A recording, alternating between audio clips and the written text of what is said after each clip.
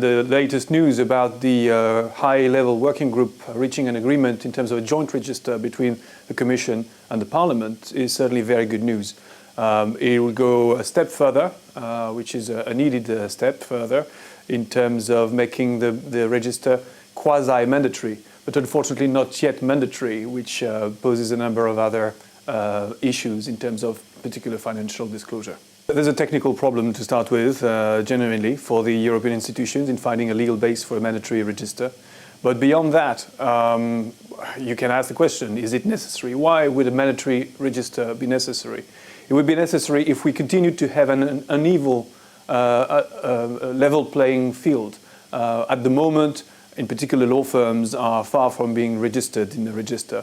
I think the moment we pass that stage, the moment the law firms come in, the moment we have more registrations, then I suppose the issue about mandatory might become superfluous.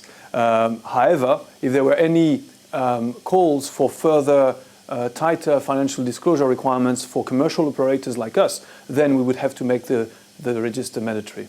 As far as commercial operators are concerned, as a representative of the public affairs consultancies, we have another issue, which is the competition issue.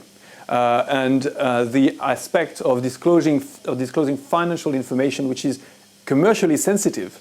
And the question of why should I disclose commercially sensitive information when my competitors are not doing the same thing, which relates back to the mandatory aspect. Europe and Brussels is not Washington. There's a big difference. To start with, in terms of the financing of political campaign, there's no such thing at European level. And the reason why financial disclosure is so important in Washington is because of that. Is because of the relationship between politics and money over there. There's no such thing in Brussels. And hence, I think we can continue to have a financial disclosure requirement which protects commercially sensitive information.